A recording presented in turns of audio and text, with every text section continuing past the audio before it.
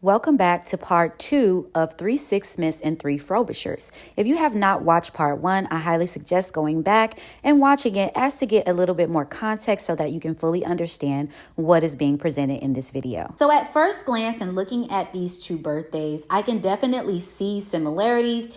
Here you have the 7 and the 5 for both Marilyn Monroe and for Andy Warhol. I am not entirely sure what that means in terms of whether he started off as a male or female. It could be that he started off as a female and underwent the inversion, or started off as a male and underwent the inversion.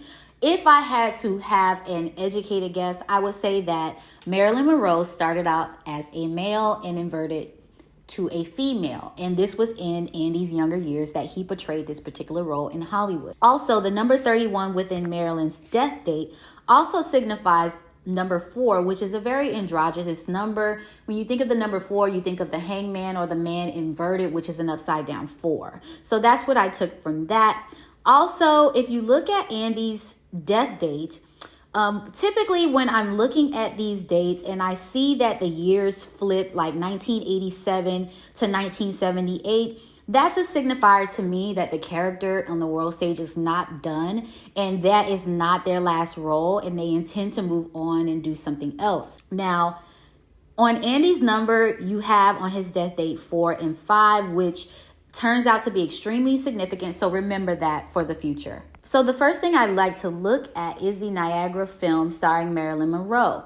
The film release date was January 21st, 1953. I find that film release dates are extremely important.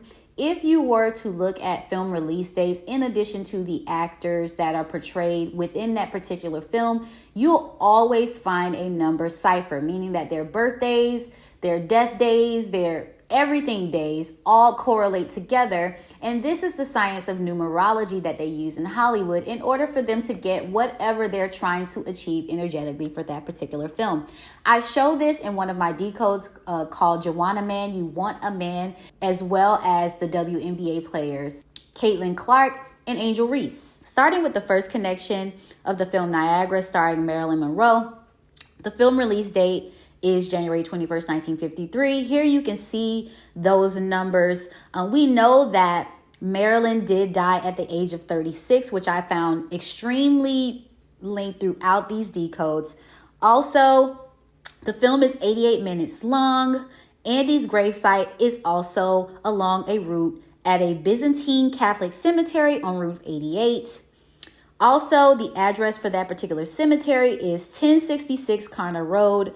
1 + 6 + 6 = 13, which, as I explained previously, 13 is an androgynous number, and 13 was also included in Marilyn's numbers. Also, there's another link, and the main link between Marilyn and Andy Warhol would be his artwork depiction called Diptych, which, first glance, I'm looking at this, and the first thing that stands out to me is the word ditch is included in there. And if you remove the PY, it turns into ditch PY. Now, I'm sure you can read between the lines. We don't need to go and say the actual words, but I can kind of glean what he meant there. Again, Marilyn died at the age of 36. 3 + 6 is 9. He also tiled 50 images of Marilyn from this particular film, Niagara.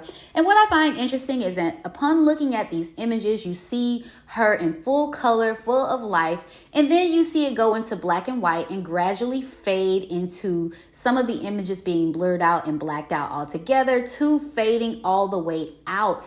I believe that he did this intentionally with the idea that, yes, she was full of life and she did pass away. However, it can also be seen in the opposite, that in this particular year that he planned to ditch the PY, this was his signifier saying, hey, I am no longer going to be presenting as a woman. I am officially going into this other role, and Marilyn is no more. So what was Andy doing when he turned the age 36, which is the same age of Marilyn Monroe's death?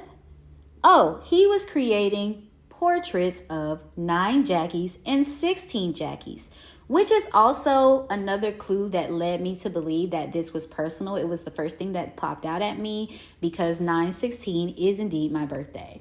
Now, if it is true that Andy Warhol is actually Marilyn Monroe and Marilyn Monroe had a relationship with John F. Kennedy, Honey, this is extremely messy because what he's doing in this particular artwork, he's showing the juxtaposition of Jackie's face, all happy with glee before her husband's death, and then what she looks like after he passes away, which I'm like, that is just so messy, Andy. When I say I chuckled, I'm like, wow, that's kind of lowbrow, but I feel as though he just wanted to be like, okay, so like, that's mine, okay? And he was very clear and intentional about this artwork. I mean, you can take it however you want to take it, but I believe it was definitely a shot made at Jackie here. Stay tuned for part 3.